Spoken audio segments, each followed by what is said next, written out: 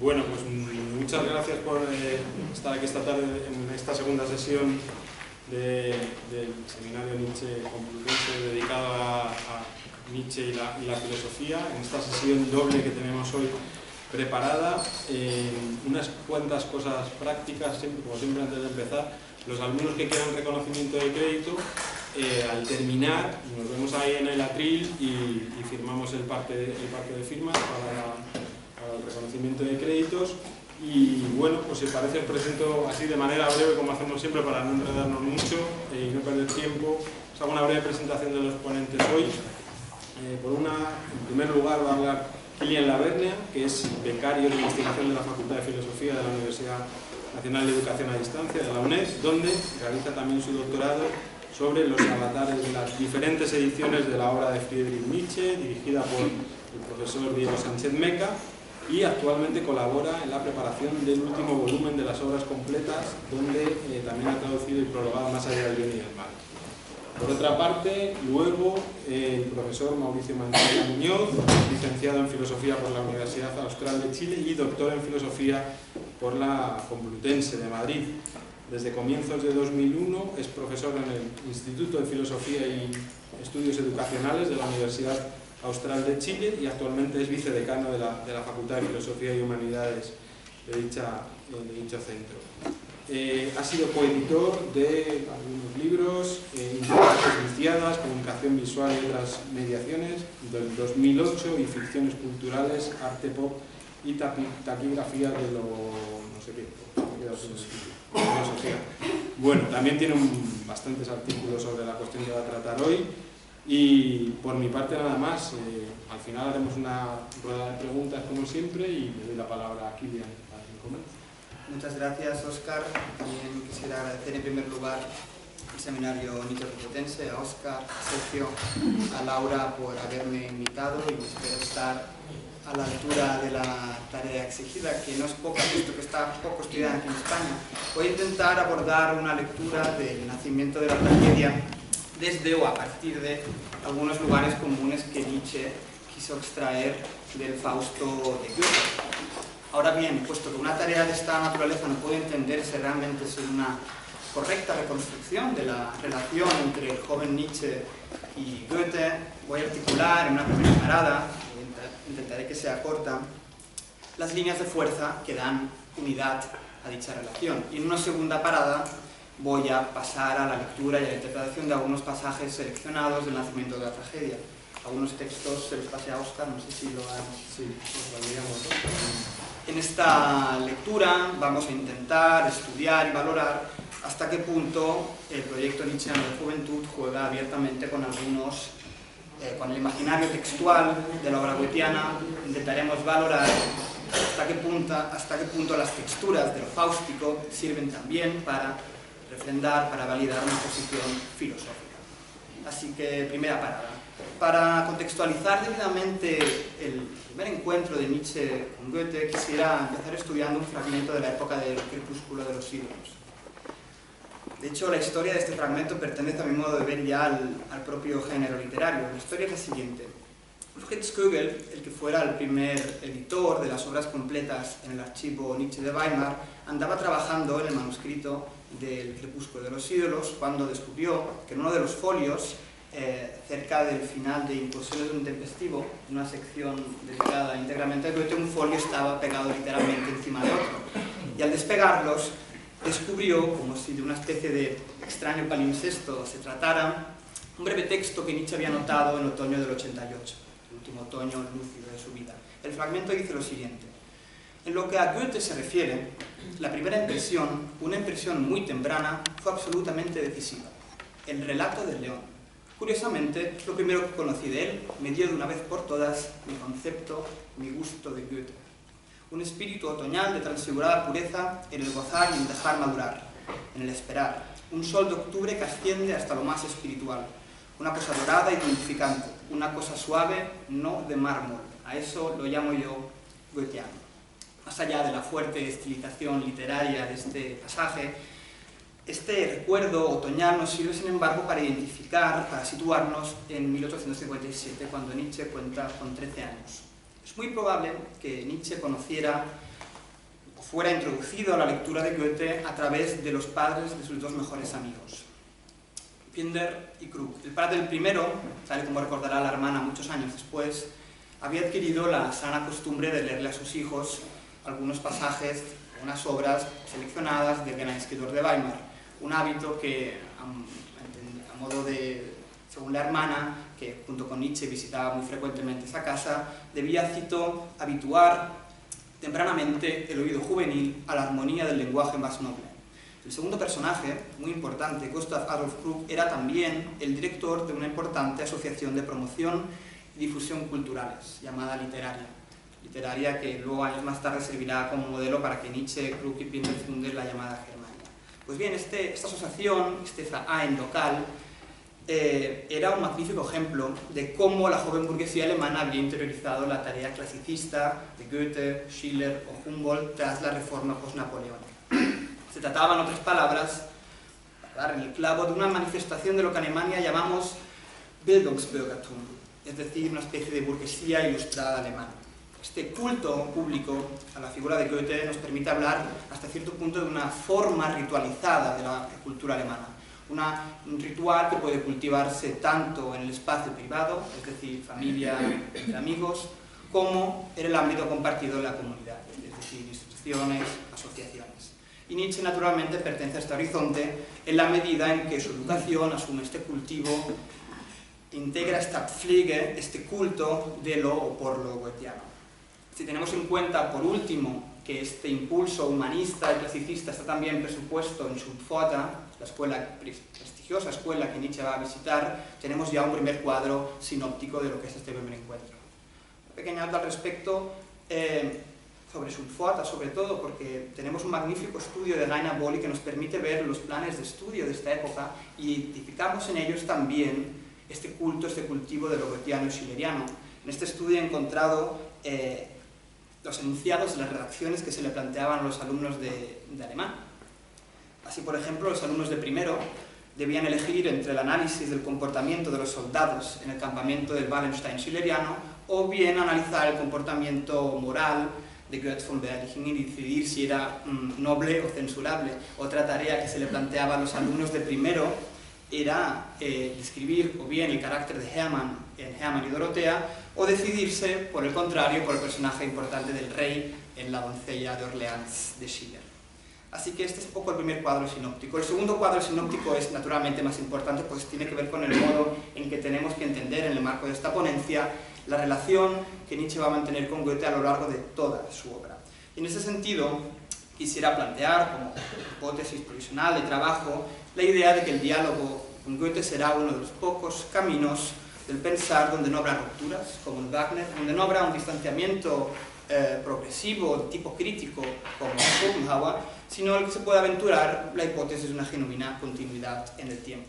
Por tanto, no estamos hablando de una lectura, menor, pasajera, de una lectura que Nietzsche realizara durante algún tiempo con motivo de algún interés filosófico, científico, literario específicos, sino más bien lo contrario. Desde que en enero del 68 adquirieron los 40 volúmenes, sus obras completas, los 40 volúmenes, el diálogo con el escritor weimarés va a ser constante y fructífero al mismo tiempo. Así que, visto con retrospectiva, Goethe será, para Nietzsche maduro, el único personaje alemán que se salvará de su sumarísimo juicio. Un hombre cuya ejemplaridad jamás será negada, un modelo de escritor, poeta, científico, pensador y espíritu alemán verdaderamente europeo e intempestivo, un artista representativo de lo que años más tarde llamará el gran estilo. En definitiva, un noble poeta filólogo, un individuo fuerte, independiente y excepcional, también como Napoleón, ¿no? Que iba a establecer esa analogía en varias ocasiones.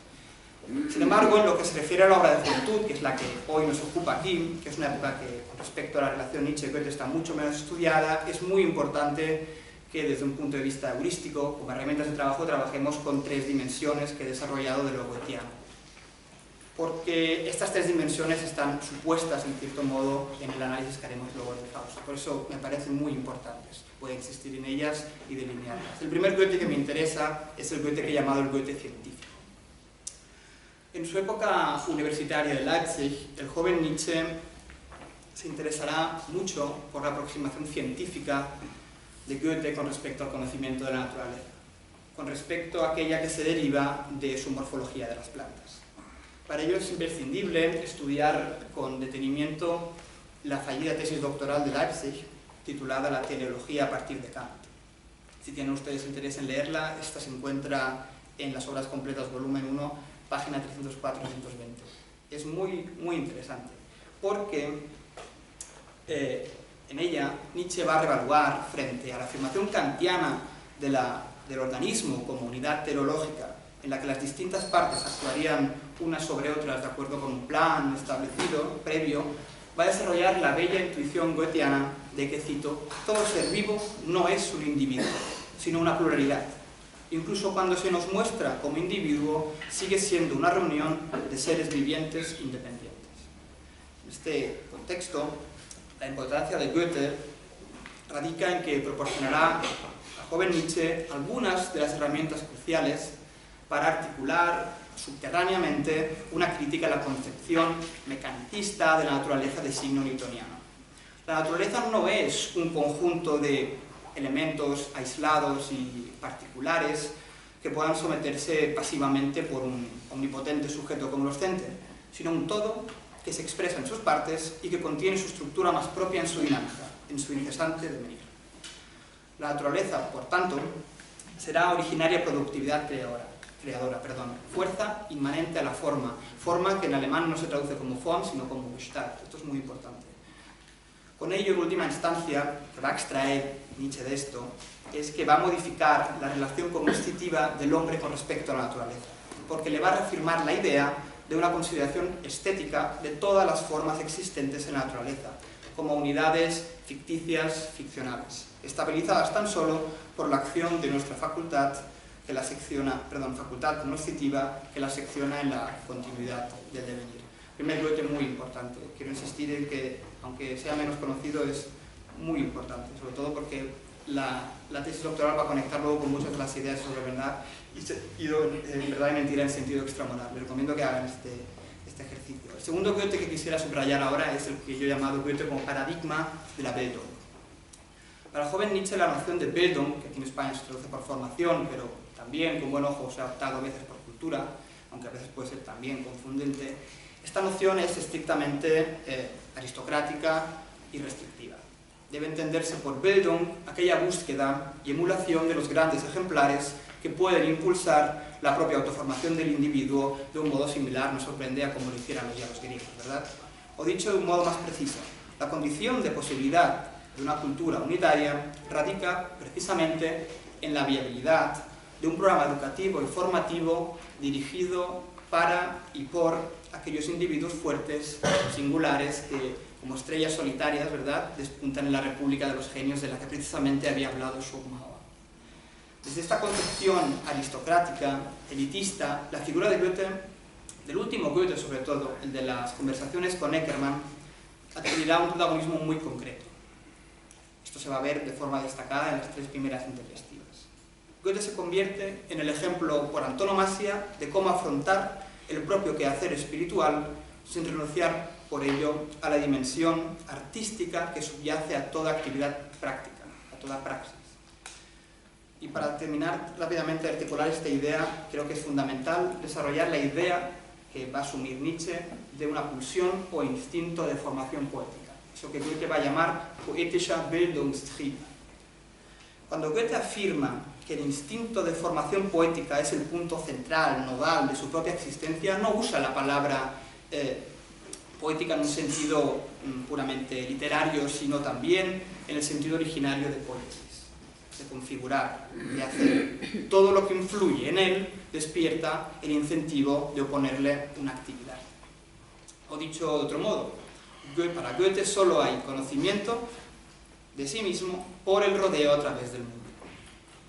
en una observación que he encontrado en la recomendable biografía de Safransky sobre Goethe, que ha publicado este año Tusquets, he encontrado esta magnífica observación de sí mismo, que creo que Nietzsche podría haber compartido plenamente, sobre todo por el ataque al conócete a ti mismo socrático. Me pareció sospechosa desde hace mucho tiempo la grande e importante tarea al conócete a ti mismo. Me pareció el ardid de sacerdotes unidos en secreto, que confunden a los hombres a través de exigencias imposibles de conseguir y quieren llevar de la actividad frente al mundo exterior a una falsa contemplación interior. El hombre, atención, el hombre solo se conoce a sí mismo en cuanto conoce el mundo, que descubre solo en sí, y a su vez se descubre a sí mismo solo en el mundo.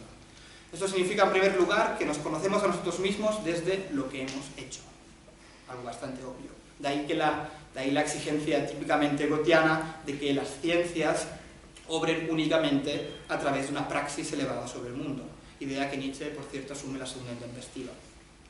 La historia, y en general todas las ciencias en su conjunto, solo tienen sentido en la medida en que perfeccionan algún tipo de actividad que produzca efectos vivificantes sobre quien la ejerce. Y esto implica, en segundo lugar, que conocimiento y conocimiento de sí mismo solo merecen ese nombre si sirven a la vida, si son, por tanto, útiles, ¿verdad? En esta dimensión que podríamos definir como pragmática, el conocimiento es una función de la conservación de la vida y del incremento de la misma. Si mina, si mitiga, si destruye las fuerzas vitales, no merece llamarse conocimiento. En Goethe, y hasta cierto punto también en Nietzsche, la voluntad de saber, por tanto, está integrada en el arte de la vida. El tercer Goethe, la tercera dimensión de lo goetheano, es la que he llamado Goethe como referente en la búsqueda de una cultura alemana. Ustedes saben que el verdadero núcleo de la reflexión juvenil de Nietzsche va a girar alrededor de la posibilidad de restaurar, de reefectuar en la época moderna una unidad viviente de la cultura como instancia superior de armonización. Esta reflexión de tipo filosófico-cultural, que es típicamente romántica, parte de la conciencia de estar, en fin, ante un cambio de época producido por el agotamiento de la Ilustración, una situación de crisis y de fragmentación, disolución del individuo, que haría necesaria, por tanto, la búsqueda de las condiciones del surgimiento de una nueva cultura artística. Ahora bien, la cultura aquí, y eso es muy importante que insistir en ello, no debe ser entendida como civilización, tampoco como esencia o sustancia de una nación o un pueblo, sino como una unidad de estilo, orgánica, viviente, la cultura como physis, como vida que se traduce en los estados corporales creativos, tal y como queda perfectamente expuesto en la mejor definición de cultura del joven Nietzsche, que es la que encontramos en el primer capítulo de David Strauss. La cultura es, ante todo, la unidad del estilo artístico de todas las manifestaciones de la vida de un pueblo. Sin embargo, ni el mucho saber ni la mucha erudición son un medio necesario de la cultura, o un signo de ella, y en caso de necesidad se entiende muy bien con lo contrario de la cultura, la barbarie, es decir, la falta de estilo o confusión caótica de todos los estilos. Para aspirar, sin embargo, a esta cultura unitaria, o para decirlo de otra manera, para salvar al individuo de su fragmentación, de su disolución, es preciso volver, por tanto, a la fuente de toda creatividad, al principio originario del que brota la fuerza configuradora que produce las obras reales. De ahí que la tragedia griega adquiera un lugar privilegiado en la estrategia del joven Nietzsche, puesto que en ella tenía lugar aquella transformación mágica, aquella descarga, la Entladung de Bernays, que escapa a la comprensión del público moderno. La tragedia griega es, por decirlo en palabras del profesor Sánchez Meca, el modelo de obra de arte capaz de obligar al conjunto de la sociedad a asumir su propia forma. No se asiste a ella desde la actitud individualista y puramente contemplativa de un disfrute pasivo o de una perspectiva crítica exterior a la obra, sino que, con su representación, transforma a una colectividad de espectadores en una individualidad superior, instaura una comunidad de afirmación en y por la obra compartida, y obliga a entrar en esa comunidad de la obra para participar de su vitalidad. Pues bien, desde este marco teórico que me parece imprescindible, la importancia de Goethe para reforzar, digamos, la estrategia de Nietzsche va a ser doble. Tiene dos vertientes, una positiva y una negativa. En un sentido positivo, todo el quehacer, toda la actividad, toda la obra de Goethe, va a ser interpretada de forma retrospectiva como una lucha incansable por una unidad cultural propia. El joven Nietzsche va a subrayar una y otra vez la metafórica de la lucha, el combate, el aspecto agonal que subyace a la heroica tarea de aquellos combatientes del clasicismo, como Goethe y Schiller, que sentaron un decisivo precedente en la construcción de, como se dice en el capítulo 5, el nacimiento de Hegel, una duradera alianza de amor entre la cultura alemana y la cultura griega. De hecho, el filósofo alemán proyectará explícitamente una analogía muy interesante entre los combatientes homéricos y hesiódicos y los del Bildungskampf weimarés. Muchos pasajes de su obra establecen esta analogía, muy curiosa. Y en ese sentido podemos hablar de una construcción idealizada, bastante optimista, según la cual Goethe y Schiller serían aquellos solitarios luchadores de la cultura alemana que habrían defendido una forma de apropiación sobre la antigüedad que serviría a su vez para habilitar un espacio cultural propio en su presente. Y en esta cadena de la cultura pues, se engarzarían en último lugar Wagner con su proyecto de renovación estético-político y luego naturalmente Nietzsche, ¿no?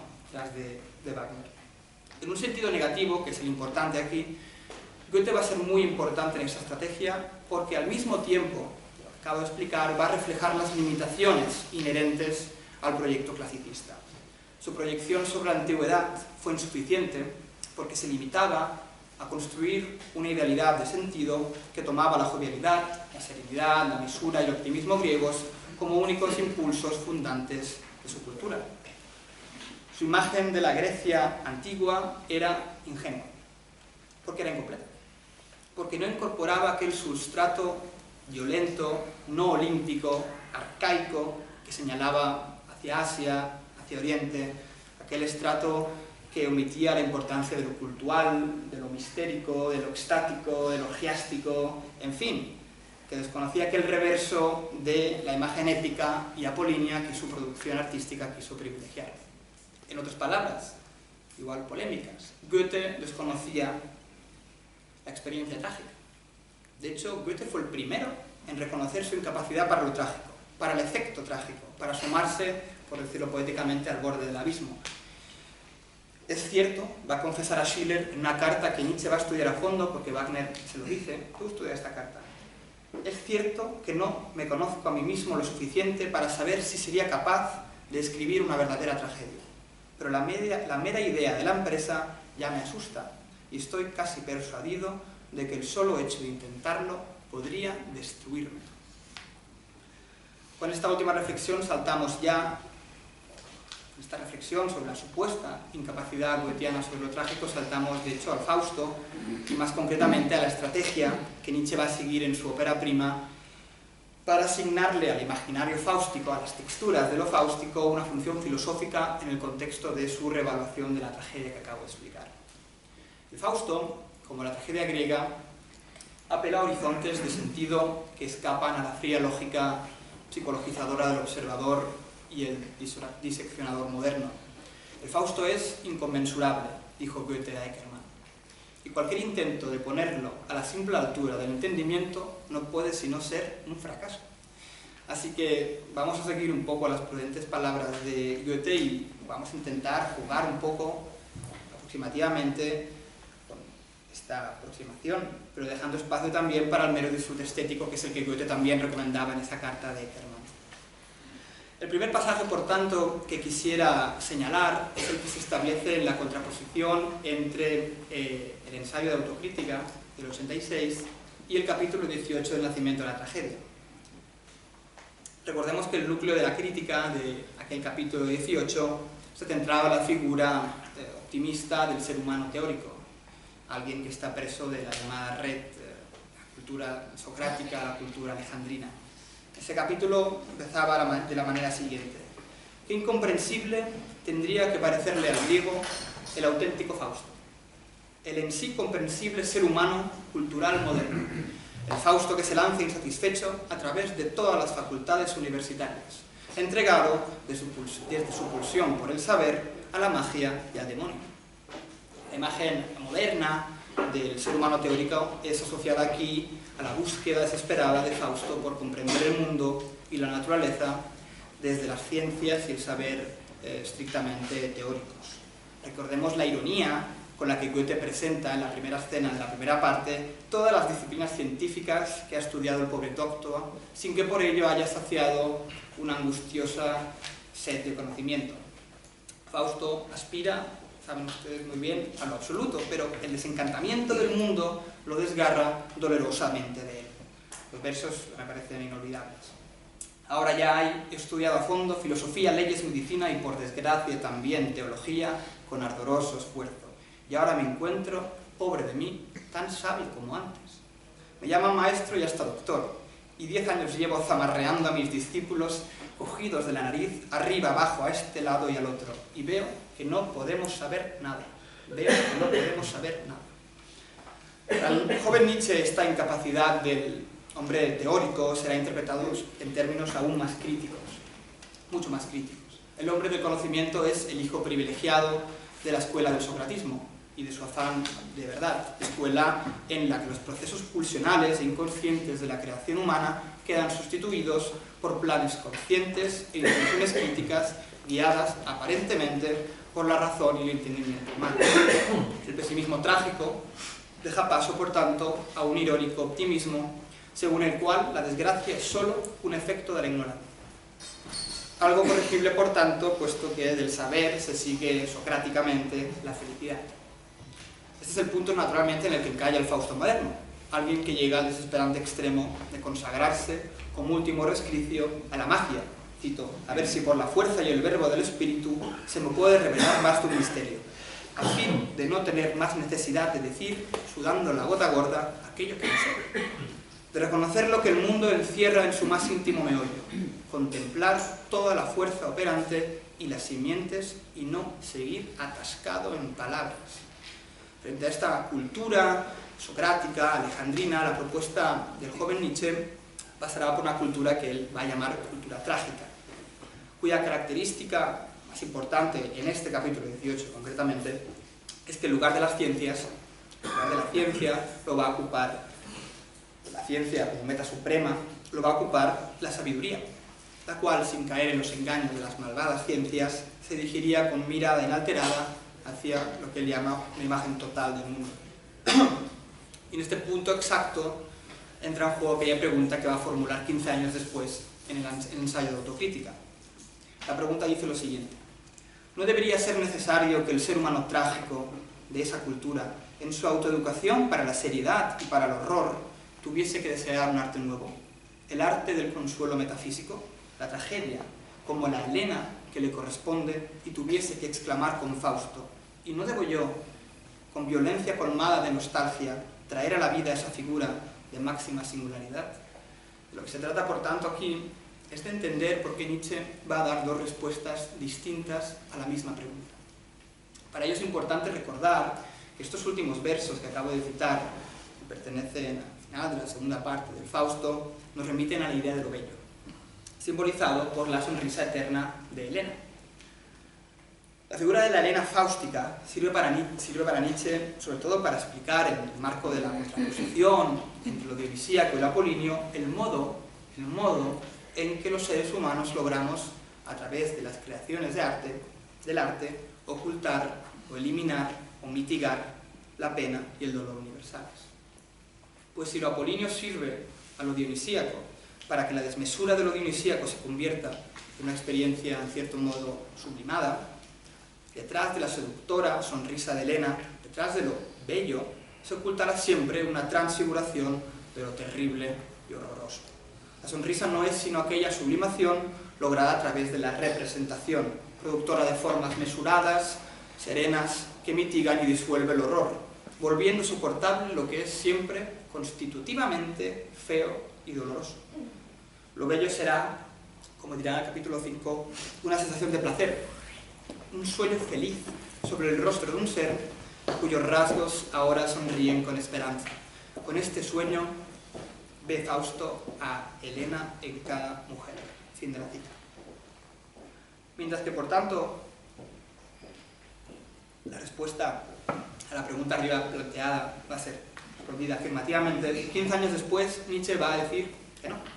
No, 3 veces no, jóvenes románticos, no debería ser necesario, pero es muy probable que eso acabe así, que vosotros acabéis así, es decir, consolados. Como está escrito, pese a toda la autoeducación para la seriedad y para el horror, metafísicamente consolados, en suma como acaban los románticos cristianos. Ahora, en plena madurez de su pensamiento, Nietzsche constata que el ser humano trágico que quiso identificar con aquel audaz matadragones wagneriano, Siegfried, que se ha convertido en una figura enferma y errática, cuando constata que el consuelo metafísico que ofrece la narcotizante música wagneriana es incompatible con una concepción de salud de lo griego. En otras palabras, Nietzsche admite que se había equivocado de lleno al pretender unir la experiencia transformadora de la tragedia griega con la ópera wagneriana, y reconoce ahora en la imagen femenina de Helena la peligrosa seducción de un romanticismo que, al anhelar, digamos, una consolación para la existencia terrena, niega en verdad, como ya habían hecho los cristianos, la afirmación de la vida en el más acá. Hasta cierto punto, y esta es mi coletilla, Wagner se convierte en Mefisto. Ambos reafirman la necesidad de un mundo de la apariencia, un mundo también de engaño y de autoengaño. Más importante todavía, tanto Mefistófeles como Wagner son magos, ilusionistas, histriónicos artistas de la escenificación, irónicos comediantes que colaboran productivamente en la profundización o incluso la radicalización del nihilismo europeo. El siguiente pasaje nos conduce a la segunda parte del capítulo 9. Y bueno, en este capítulo es muy importante que recordemos que Nietzsche va a analizar el modo en que los mitos trágicos de Edipo, en la versión de Sófocles, y el de Prometeo, en la versión Esquilia, pueden ser comprendidos a partir de la dualidad apolíneo y dionisíaco.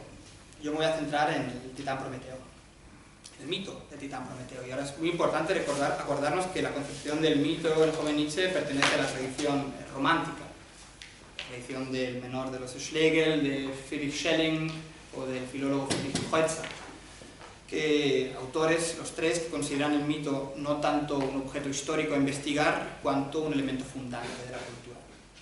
Dicho esto, lo significativo de este posicionamiento teórico en el capítulo 9 es que recurrirá para ejemplificarse a una imagen que no pertenece estrictamente ni al clasicismo ni al romanticismo alemanes, sino a aquel periodo cultural que es su condición de posibilidad, a saber, el Sturm und Drang. De acuerdo con la interpretación del joven Goethe, también de Herder, en la época de Estrasburgo, Prometeo simbolizaba la prefiguración del artista genio titánico, creador de la cultura, cuya creación aspiraba a competir violentamente con la de los propios dioses, incluso contra la del propio Zeus. Prometeo era la expresión de un individualismo forzado, de un fuerte sentimiento de la propia vida, que dejaba traslucir los anhelos de aquella generación de Stürmer, que a través de la imagen del genio defendía una nueva concepción de sí misma contra el mundo rígido y jerárquico de las buenas costumbres cortesanas y burguesas de la época. Los versos que van a interesar al joven Nietzsche son magníficos. Aquí estoy sentado, formo humanos a mi imagen, una especie que sea igual a mí, para sufrir, para llorar, para gozar y alegrarse, y para hacer caso omiso de ti, como yo. La estrategia de Nietzsche es muy curiosa. Consiste en explicar la fuerza, o va a consistir en explicar la fuerza creadora del genio, del artista titánico, desde su capacidad de desligarse, de desvincularse del principio de imitación de una realidad previamente dada. En lugar de la mímesis, por tanto, poiesis. Es decir, si el arte no puede reducirse a imitar la vida, sino que ha de ser él mismo expresión de la vida individual, la producción de formas del artista dionisíaco implicará una actividad que conciba la naturaleza como fuerza creadora y destructora, como devenir del mundo, cuyo atributo esencial es ser una contradicción, un sufrimiento originario, como el sufrimiento originario del Prometeo encadenado, en su versión Esquilia. Por tanto, la ecuación nietzscheana, que se deriva de esta reapropiación de un poema goetiano, es la siguiente. A la originaria máscara dionisíaca del sufrente Prometeo Esquilio, que buscará sobrepasar el hechizo de la individuación, Nietzsche añade la máscara apolínea del artista Prometeo, individuo creador y productor de formas mesuradas. La naturaleza de Prometeo, concluirá al final del capítulo, es, cito, a la vez dionisíaca y apolínea. Se podría expresar usando una fórmula conceptual de esta manera. Todo lo existente es justo e injusto, y en ambos casos está igualmente justificado. He aquí tu mundo, he aquí lo que significa un mundo. Versos Fausto. Con esto llegamos a la conocida justificación estética del mundo y a la idea central, una de las ideas centrales de la llamada metafísica de artista. Tenemos el arte para no perecer a causa de la verdad. Y el arte, por tanto, sirve para justificar la vida tal y como es. O mejor aún, es lo que hace soportable la vida. Mediante su transfiguración por el arte, el sufrimiento y la contradicción pueden producir un placer superior desde el que es posible afirmar, la afirmación de la vida, como pesimismo de la fuerza, por lo que incluso los procesos destructivos y degenerativos pueden interpretarse como condición de la más alta afirmación. Esto haría prescindible, esto es muy importante, una interpretación moral de la existencia, en el sentido de que la sola justificación de la existencia se nos da si sabemos emanciparnos de una idea de Dios moral, introduciendo o en favor de una idea de un Dios artista, que haga de la creación un placer, un mero juego de apariencias. Por último, una reflexión crítica con respecto a esta reapropiación de los versos fáusticos, he aquí tu mundo, he aquí lo que significa un mundo. Nietzsche lo que va a hacer es, típicamente, es muy suyo, es, digamos, reelaborar creativamente y plegarle sus intereses, porque en realidad Goethe le daba otro significado a estos versos, le daba un significado amargo e irónico, que venía a demostrar la incapacidad creadora del ser humano teórico, la incapacidad fáustica de quien se siente alejado de la vida y del amor. Recordemos que el pobre Doctor se lamenta de que el desencantamiento del mundo, de este mundo, se asemeja más a la cárcel de un tétrico laboratorio. ¡Ay de mí! ¿Estoy aún en la cárcel? Maldito romo agujero, donde hasta la clara luz del cielo turbia penetra por los pintados vidrios, arrinconado tras esa pila de libros que la polilla roe, cubierto de polvo, que hasta lo alto de esas bóvedas envuelve un ahumado papel. He aquí el mundo, vaya un mundo. El tercer pasaje, y este será el último que analice puesto que el tiempo apremia, pero bueno, quisiera comentarlo porque me parece muy bello, es el pasaje o el imaginario del tejedor, de la natura textor. Se encuentra tanto en el primero como en el octavo capítulo. En estos capítulos Nietzsche va a asociar la fuerza dionisíaca, la música, con la imagen fáustica, cito, de un mar eterno, una trama cambiante, un ardiente vivir. Esta potente imagen nos retrotrae a la primera escena nocturna de la primera parte del Fausto, cuando nuestro protagonista, no sé si recordarán, invoca al espíritu burlón, y este espíritu le explica sin ambajes cuál es su función en el mundo. En el oleaje de la vida, dice el espíritu, en la tormenta de la acción, subiendo y bajando de acá para allá, me agito yo. Cuna y sepulcro, un mar eterno, un cambiante tejer, un ardiente vivir. Eso urdo yo en el silbante telar del tiempo y tejo a la divinidad un vestido viviente. El monólogo de este espíritu burlón expresa, sin embargo, una concepción panteísta que aboga por una visión sensible y vivificante de la naturaleza. Estimulado por la lectura crítica de Spinoza y la asunción de su Deus sive natura, Goethe recupera aquí el antiguo imaginario de la natura textor. El verbo weben, que utiliza varias veces aquí Goethe, significa lo mismo que tejer, urdir, hilvanar. Por tanto, este vestido viviente, la vestidura de la divinidad, representaría la naturaleza pasiva, la naturaleza que ya ha llegado a ser, esto es, la natura natural, la cual es confeccionada y moldeada a su vez por el principio configurador, interno y activo de la vida, natura naturans, es decir, la naturaleza creadora. Ya hemos mostrado antes que al presentar el Goethe científico, Nietzsche conocía muy bien la profundidad de esta filosofía de la naturaleza goetheana. Lo que va a hacer en este contexto será establecer, por tanto, una analogía entre la comprensión de la naturaleza goetheana y la capacidad del arte dionisíaco, esto es, la música como expresión inmediata de la voluntad, como lenguaje inmediato de la voluntad, La capacidad del arte por ser una pulsión artística inmediata de la propia naturaleza, por ser, en definitiva, un torrente extraordinario de fuerzas que todavía no han sido condensadas poéticamente en el medio de la imagen, pero que perciben al mismo tiempo, con entusiasmo, la cercanía del Dios Dionisio. Y esta analogía, por último, se ve confirmada con la utilización nietzscheana del mismo imaginario del tejedor.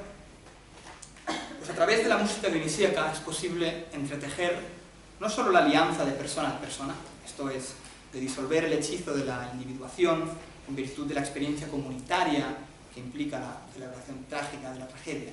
También será posible entretejer la naturaleza alienada, hostil y subyugada, que celebra, cito, de nuevo su fiesta de reconciliación con su hijo perdido, el ser humano. Sé que el tiempo apremia, tenía un último capítulo dedicado a lo eternamente femenino. No va a poder ser. En este capítulo quiero desarrollar 3 figuras femeninas muy curiosas, que son el tema de las brujas, el tema a través de Helena y el tema muy complejo de las figuras de las madres del ser, de Mütter des Seins. Si tienen ustedes interés, les puedo pasar este capítulo, que es bastante curioso. Por ejemplo, el tema de las brujas lo va a asociar con lo femenino. En el capítulo 2 podremos leer, con ocasión de las festividades dionisíacas o babilónicas, que, cito, casi en todas partes el punto central de esas festividades consistía en un desbordante desenfreno sexual, cuyas olas, Wellen, irrumpían acaricidas por encima de toda institución familiar y de sus estatutos venerables. Aquí se desencadenaba precisamente a las bestias más salvajes de la naturaleza, hasta llegar a aquella pócima de las brujas, que es la Fáustica. Lo que va a hacer Nietzsche es muy curioso, porque es una especie de patchwork. Primero coge la escena 6 de la cocina de las brujas y la asocia con la voluptuosidad y la crueldad de la escena 21 en la famosa noche de Walpurgis. Nietzsche sigue aquí la proyección del oriental típicamente romántica, sobre todo aquella que se deriva del antropólogo Pajov. Y claro, desarrolla aquí la típica asociación romántica entre la sexualidad femenina y lo oriental y lo bárbaro. Observamos, por tanto, una proyección simbólica de desenfreno y éxtasis entre la sexualidad femenina, por un lado, y el culto dionisíaco de origen oriental, por el otro. Ahora bien, ese sería un último punto crítico, el hecho de que la asociación entre lo femenino y lo voluptuoso de sus actos tomó como referente cultural el tema de las brujas, o el tema del aquelarre de las brujas en el Fausto, me parece equívoco, porque ustedes saben que Goethe fue uno de los pocos autores de su época que se acercó al fenómeno del oriental sin una actitud denunciatoria o condenatoria o voyeurista, basta con pensar en su diván de Oriente y Occidente. Bueno, paso a la conclusión, lo siento mucho, Oscar, me he pasado un poco, pero sí que es importante, hay que resumir un poco lo dicho. Y esta reflexión es de carácter general. Parte de la crítica que le va a hacer el joven Wilamowitz, que en su duro ataque en Filología del Futuro le va a reprochar precisamente lo que hemos hecho, el abuso y la pedantería a la hora de citar el Fausto goetheano. También yo, dice con sarcasmo, puedo citar al Mefistófeles. O más adelante va a decir, esto es un mundo, esto es tu mundo. El señor Nietzsche, triunfante, no sospecha que esta es una pregunta hecha por Fausto con amarga ironía. Así pues, ni siquiera Goethe ha sido comprendido. La estrategia wilamowitziana es muy significativa también para nuestra propia estrategia, porque en la medida en que desacredita abierta y públicamente, digamos, las citas que Nietzsche ha tomado de Fausto, pone de relieve, en el fondo, algo más importante, es la incapacidad de su gremio filológico, la incapacidad también de su generación por valorar una apropiación que para ellos no es más que pura retoricidad, diletante y efectista. Yo quisiera haber demostrado en esta ponencia que la utilización del imaginario fáustico, en el que se condensan los 3 estratos de lo goetheano, que se condensa poéticamente, los hemos intentado descifrar. En esta utilización se inscribe una crítica filosófica cultural de la época moderna, porque tanto en la cosmovisión fáustica como en la crítica nietzscheana de juventud desarrollada en el nacimiento de la tragedia, el animal racional presenta un defecto de construcción. En él, el instinto y la razón no están equilibrados. Tanto en Goethe como en el joven Nietzsche van a buscar, por tanto, introducir una mejora en la precaria y arriesgada situación del hombre moderno en un mundo inevitablemente secularizado. Para ello apelan nuevos horizontes de sentido, nuevas herramientas de comprensión para llegar a articular un concepto de cultura pues, como physis, como he dicho antes, como vida que se traduce en los estados corporales creativos.